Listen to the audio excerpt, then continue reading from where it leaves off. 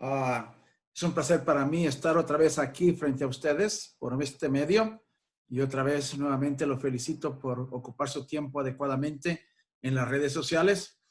Quiero comenzar en esta meditación compartiendo con ustedes una escritura que quisiera que la leyéramos juntas. La verdad es una historia sorprendente en el Antiguo Testamento y van a ver varias cosas aquí que los van a sorprender y quizás hasta asustar. ¿Ve? Uh, no sé si algunos han ya leído esta historia, pero la historia que quiero compartir con ustedes está en Primera de Reyes, en el capítulo 13.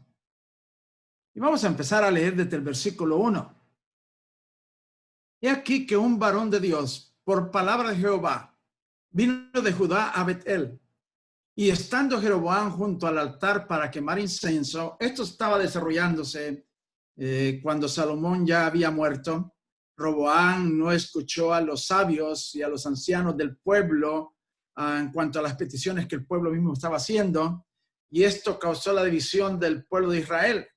Y Jeroboam vino a ser el rey, pues, de la mayor parte del pueblo de Israel. Y este profeta fue enviado a hablar con Jeroboam, quien estaba para quemar incienso en un altar de los dos altares que él había hecho para que el pueblo evitase ir a Jerusalén a adorar a Dios y se quedasen allí. Dice ahí el versículo 2, aquel clamó contra el altar por palabra de Jehová y dijo, altar, altar, así ha dicho Jehová, he aquí que en la casa de David nacerá un hijo llamado Josías, el cual sacrificará sobre ti a los sacerdotes de los lugares altos que queman sobre ti incienso, y sobre ti quemarán huesos de hombres. El pueblo de Israel estaba dando comienzo a una apostasía terrible. De hecho, todo este reino gobernado por Jeroboam se perdió en un momento dado. Y dice el versículo 3, en aquel mismo día dio una señal diciendo, esta es la señal que Jehová ha hablado. He aquí que el altar se quebrará y las cenizas que sobre él está se derramará, perdón.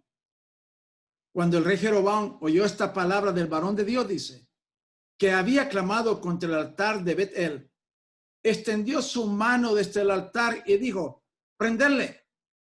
Mas la mano que había extendido contra él se le secó y no la pudo enderezar, dice. Y el altar se rompió y se derramó la ceniza del altar, conforme a la señal que el varón de Dios había dado por la palabra de Jehová. Entonces respondió el rey y dijo al varón de Dios, te pido que ruegues ante la presencia de Jehová tu Dios y ores por mí, para que mi mano sea restaurada. Y el varón de Dios dice, oró a Jehová, y la mano del rey se le restauró y quedó como era antes. Y aquí se pone, o se empieza a poner interesante esta historia. El rey le dijo al varón de Dios, ven conmigo a casa y comerás, y yo te daré un presente. Versículo 8, importante. El varón de Dios dijo al rey, aunque me dieras la mitad de tu casa, no iría contigo, ni comería pan, ni bebería agua en este lugar. Escuchen, porque así me está ordenado por palabra de Jehová diciendo, no comas pan, ni bebas agua, ni regreses por el camino que fueres. Regresó, pues, dice, por otro camino, y no volvió por el camino por donde había venido a Betel. Este profeta, miren, hasta ahorita todo le iba bien. Fue y profetizó ante Jeroboam, el rey de Israel. Se cumplió la profecía. Puso como prioridad obedecer a Dios. El rey le invitó porque ahora él le había sanado la mano. Y lo invitó a comer y darle regalos. Era una oportunidad de oro para este profeta. Pero él se negó porque Dios le había mandado que no comiera nada de ese lugar, ni bebiera nada de ese lugar, y que inclusive regresase por un camino diferente del que había regresado. Pero mire, versículo 11. Moraba entonces en Betel un viejo profeta, el cual vino su hijo y le contó todo lo que el varón de Dios había hecho aquel día en Betel.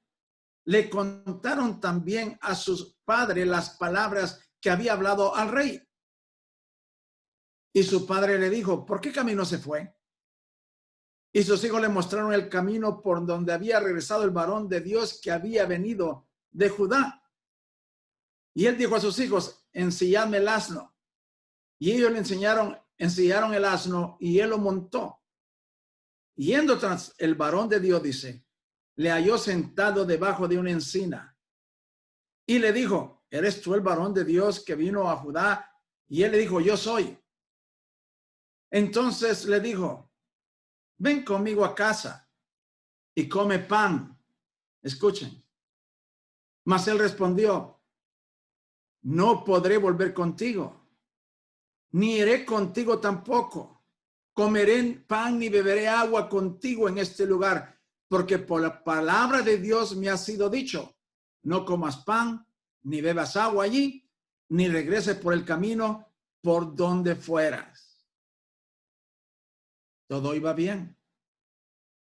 Pero el versículo 18, y el otro le dijo, el anciano, mintiéndole,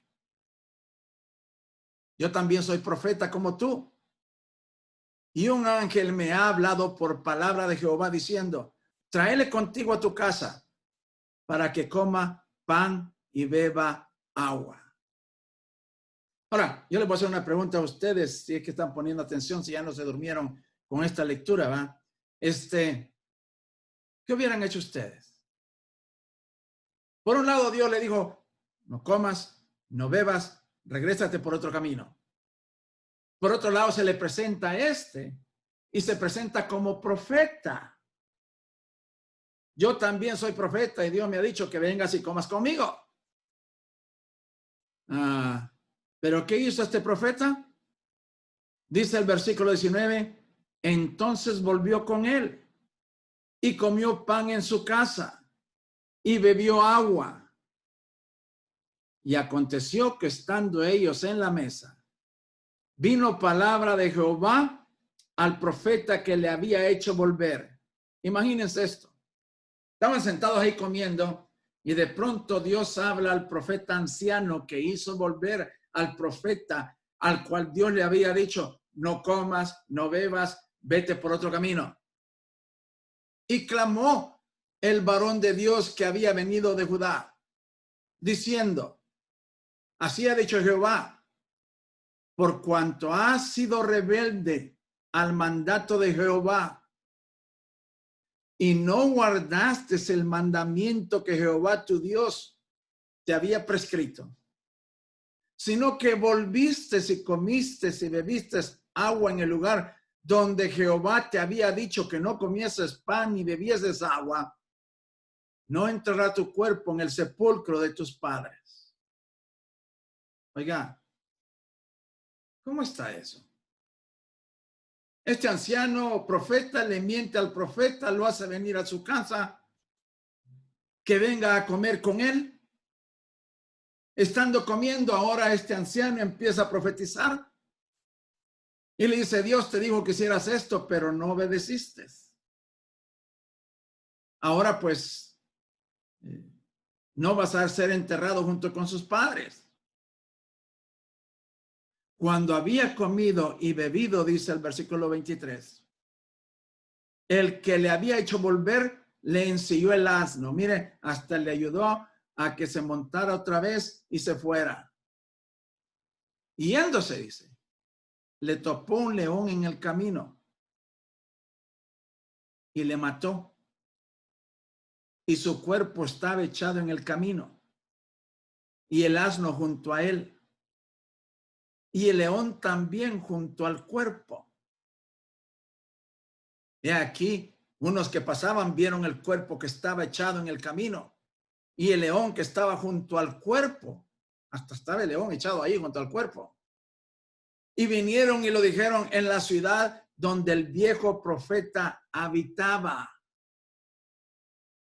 Versículo 26. Oyéndolo el profeta que había hecho volver del camino, dijo: el varón de Dios es que fue rebelde al mandato de Jehová. Por tanto, le ha entregado al león, que le ha quebrantado y matado, conforme a la palabra de Jehová que él le dijo. ¿Cómo ven esta historia? Aquí quisiera estar frente a ustedes y escuchar sus comentarios. Para mí, esta es una historia fascinante. En primer lugar, Dios había dado instrucciones específicas a este profeta. Las había cumplido ante la invitación del rey Jeroboam. Pero ahora se había encontrado uno que le dijo: yo soy profeta también. Y un ángel me habló palabra de Jehová y me dijo: ven y come conmigo. Y lo llevó y se sentó a la mesa y comió. Y mientras estaba comiendo, vino palabra de Dios otra vez a este anciano. Y le dijo: has sido rebelde, no vas a ser enterrado con tus padres. Le ayudó a ensillar y se fue. Y en el camino un león le mató. Pero al oírlo este profeta anciano, el que le había hecho volver del camino, lo acusó de rebelde, de no haber obedecido a Dios. Por lo tanto, Dios lo había castigado y el león le había matado. Parece injusto esto, ¿no? Qué locura, ¿no? ¿Cómo es eso que el mismo profeta que lo invitó y le mintió, ahora profetizó que Dios lo iba a castigar, y cuando Dios lo castiga, lo señala como un rebelde?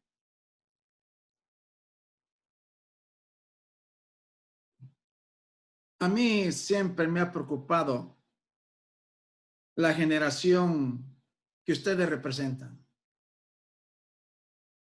Porque ustedes en el camino se van a encontrar con mucha gente que les va a decir muchas cosas. Y algunos de ustedes, tristemente, y no estoy pretendiendo ser profeta, van a escuchar a voces equivocadas. Y el camino de ustedes va a ser desviado. ¿Cómo lo sé? Yo crecí en la iglesia, se lo dije ya una vez, a los 4 años empecé a ir a la iglesia. Estuve en la clase de los niños pequeños, de los párvulos, de los intermedios, de los jóvenes adultos. Y vi a muchos de mis compañeros desaparecer.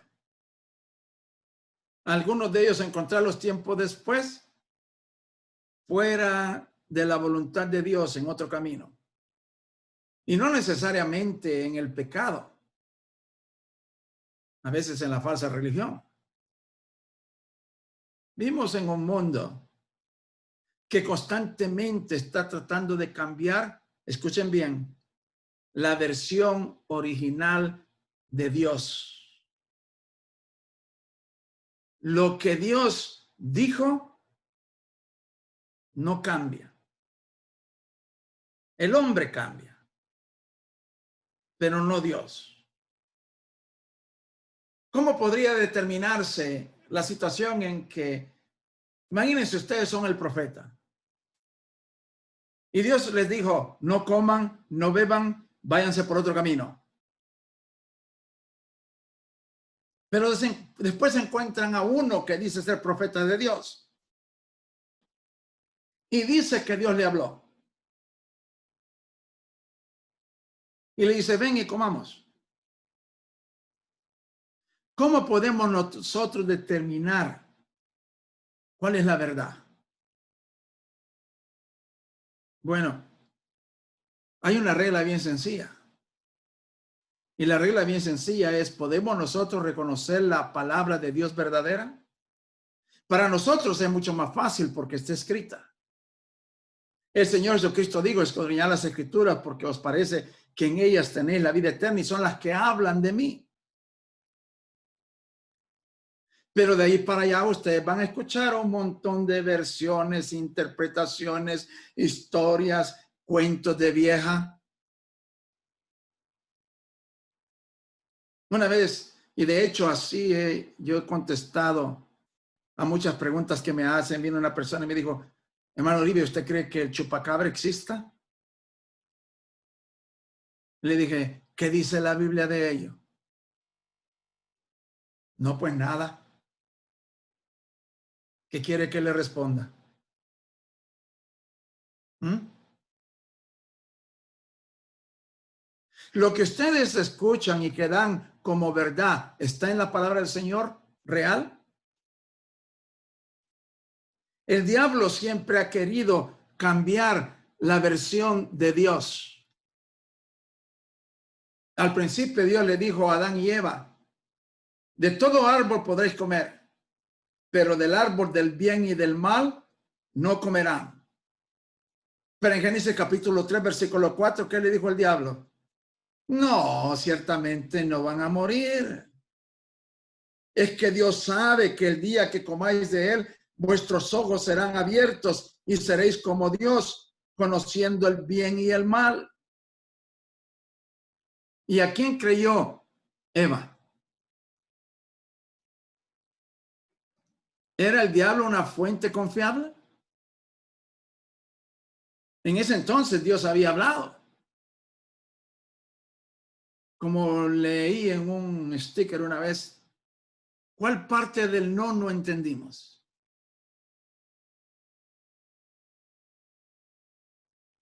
Mi preocupación es esta, jóvenes. ¿Qué tan fundamentados ustedes están en la verdad, cada uno de ustedes? Esta es una pregunta personal a cada uno de ustedes. A ustedes, mis hermanitas.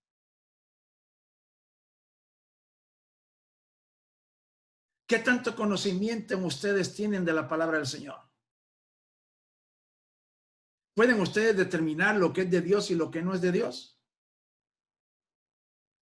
Desde el primer siglo, y de hecho, del Antiguo Testamento, el pueblo de Israel sufrió por falsos profetas. Hubo falsos profetas en el Antiguo Testamento, como habrá falsos maestros hoy en día, dice la palabra del Señor.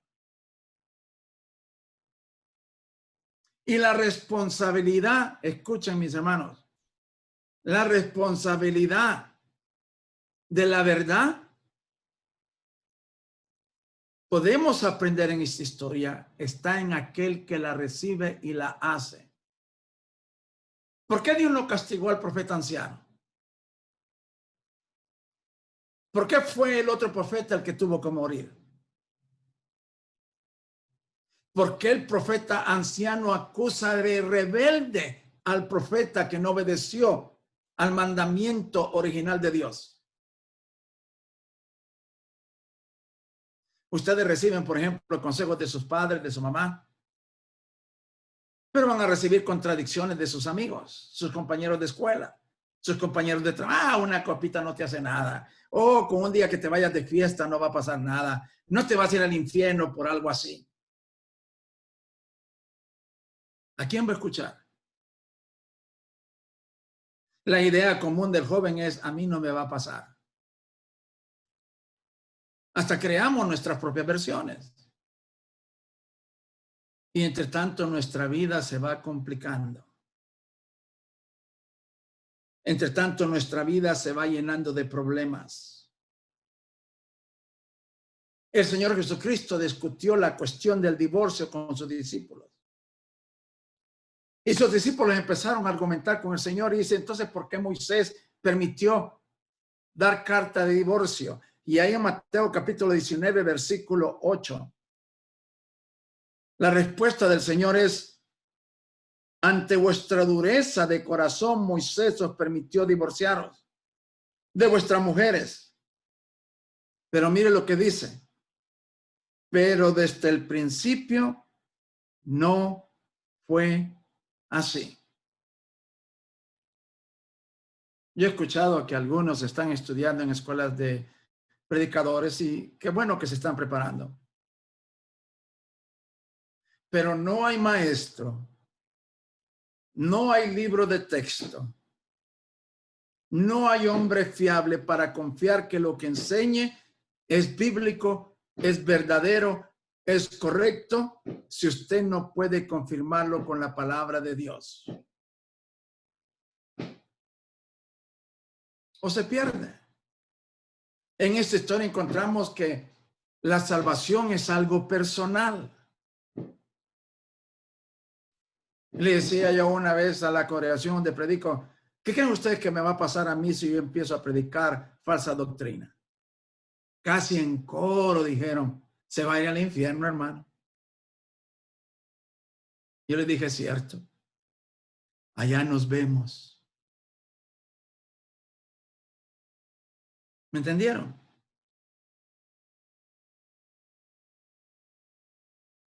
Yo no soy responsable de la salvación de ustedes.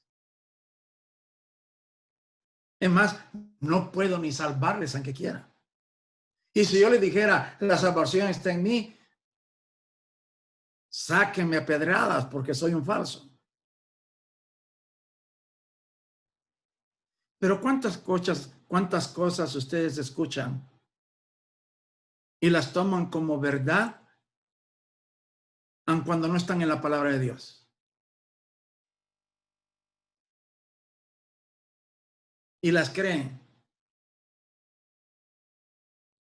¿Cuántos de ustedes en 5 años, escúchame bien, esta es una pregunta de oro, en 5 años ustedes van a estar fieles todavía en la iglesia, sin haberse desviado? Es responsabilidad de cada uno. ¿Cuál era la nobleza de los de Berea?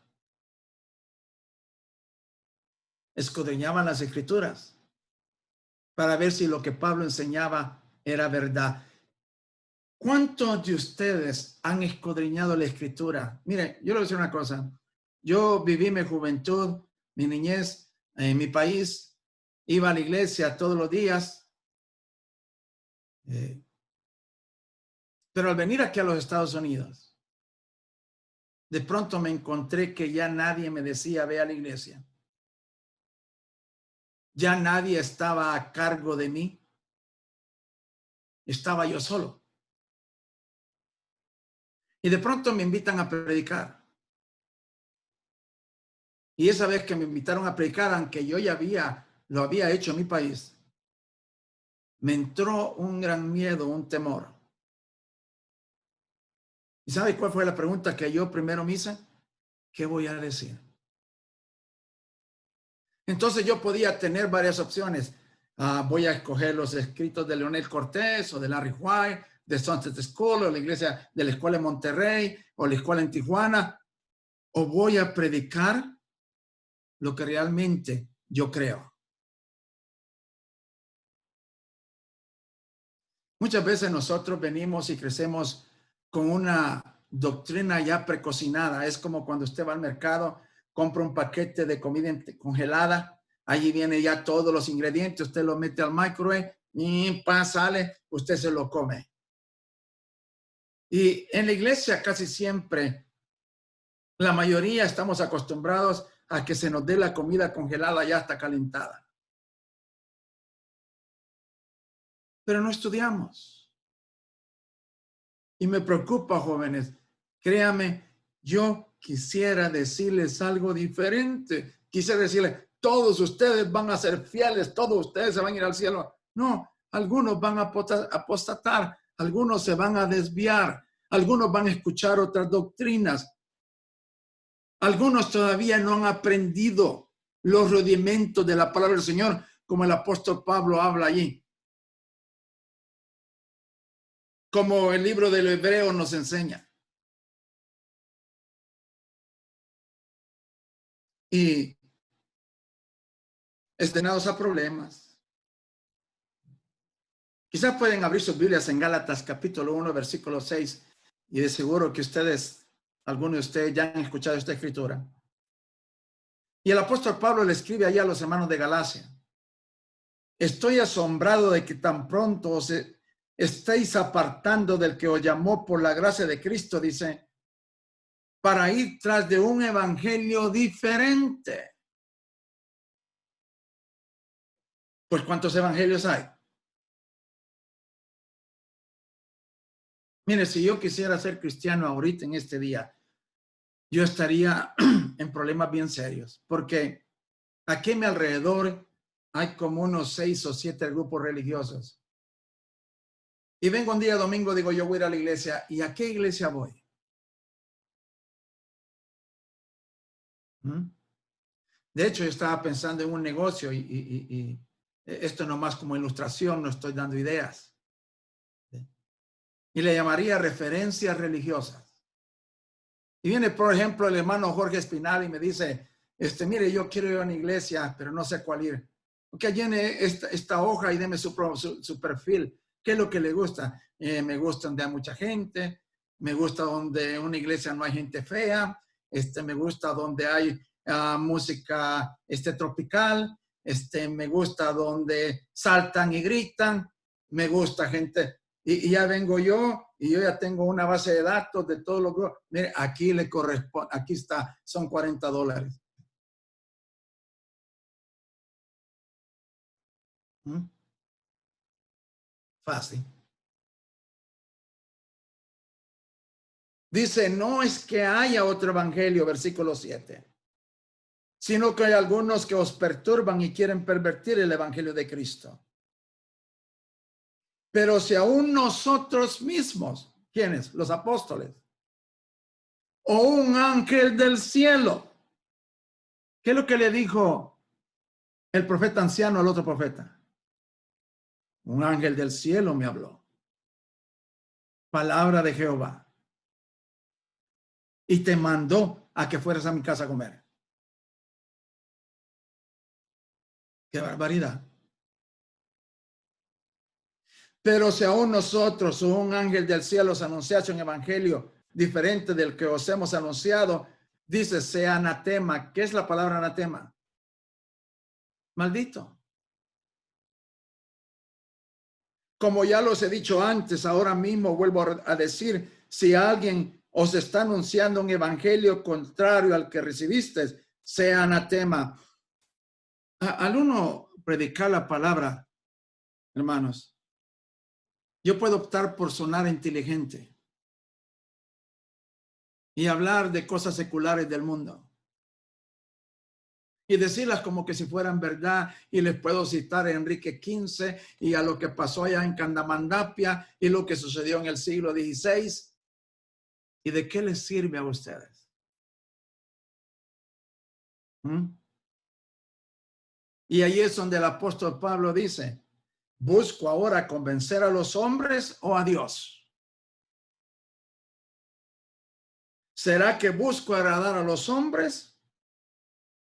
Si todavía tratara de agradar a los hombres, no sería siervo de Cristo. Jóvenes, hermanos, hermanitas, luchen, esfuércense, sean consistentes, constantes, persistentes en ser siervos de Cristo. Pero para ser siervo de Cristo hay que conocer la palabra de Dios. Hay que afirmarse en ella. Pablo le dice a Timoteo, ocúpate en la lectura, estudia, prepárate, ten cuidado de ti mismo y de la doctrina. Haciendo esto te salvarás a ti mismo.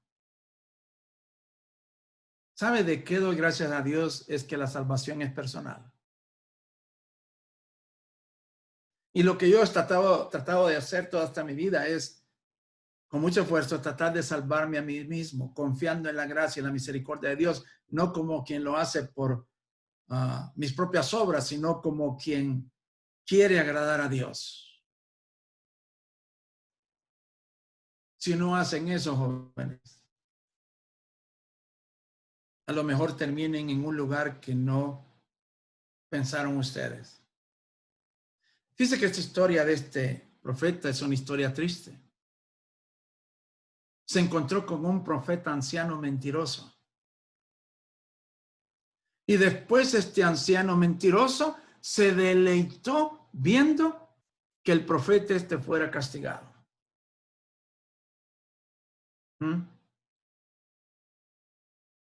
Jóvenes, esfuércense por ser siervos de Cristo y agradar a Dios, creciendo en la palabra.